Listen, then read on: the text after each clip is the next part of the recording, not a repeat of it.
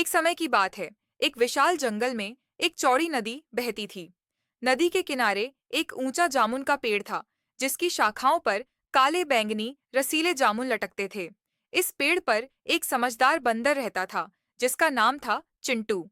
चिंटू न सिर्फ चतुर था, बल्कि उसकी आंखों में एक खास चमक थी, जो उसकी बुद्धिमानी को दर्शाती थी।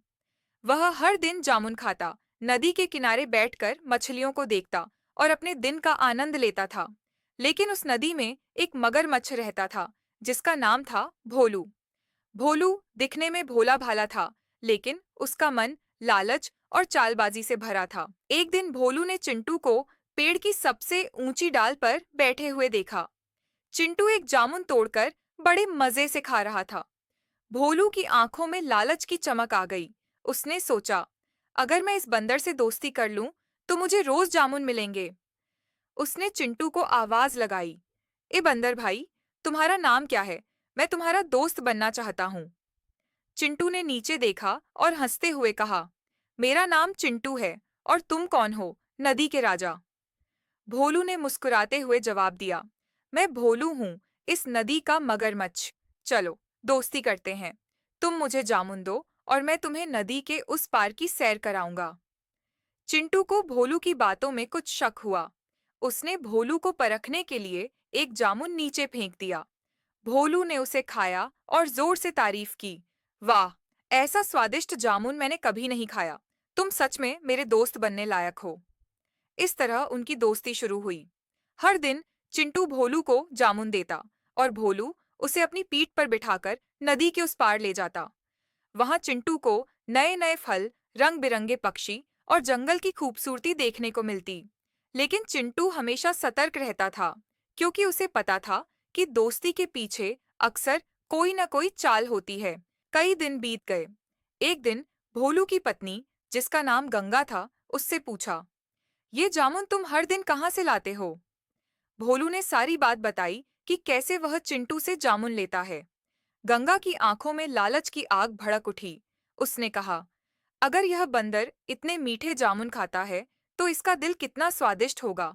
इसे मेरे लिए पकड़ लाओ। भोलू पहले तो हिचकिचाया। उसने कहा, गंगा, चिंटू मेरा दोस्त है, उसे मारना ठीक नहीं। लेकिन गंगा ने उसे बार बार उकसाया, अगर तुम मुझसे प्यार करते हो, तो उसका दिल लाओ। आखिरकार भोलू गंगा की बातों में आ गया। अगले दिन भोलू चिंटू के पास गया और बोला, दोस्त, आज मेरी पत्नी गंगा तुमसे मिलना चाहती है।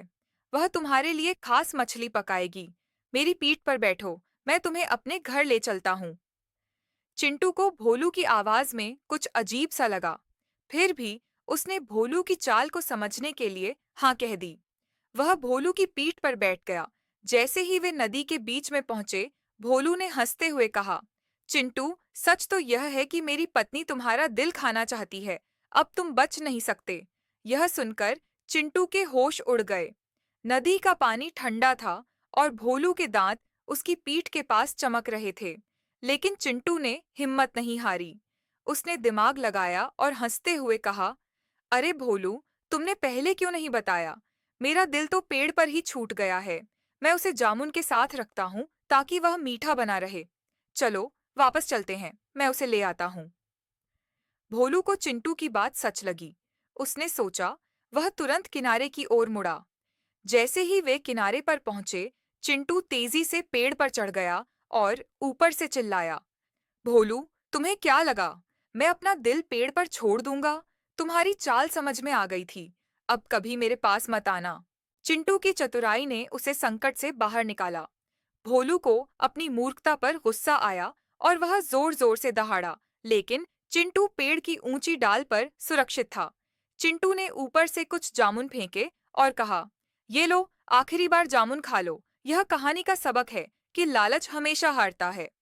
भोलू चुपचाप जामुन खाकर नदी में वापस चला गया। कई दिन बीत गए। भोलू को अपनी हार बर्दाश्त नहीं हुई। उसने सोचा, मैं चिंटू को फिर से फंसाऊंगा। एक दिन वह फिर से चिंटू के पास गया। इस बार उसने उदास चेहरा बनाया और कहा, चिंटू, मुझे अपनी गलती का एहसास हो गया है। मैं सच में तुम्हारा दोस्त बनना चाहता हूँ। गंगा भी तुमसे माफी मांगना चाहती है। मेरे साथ चलो, इस बार कोई चाल नहीं। चिंटू ने भोलू की बात सुनी, लेकिन उसका भरोसा अब पूरी तरह टूट चुका था।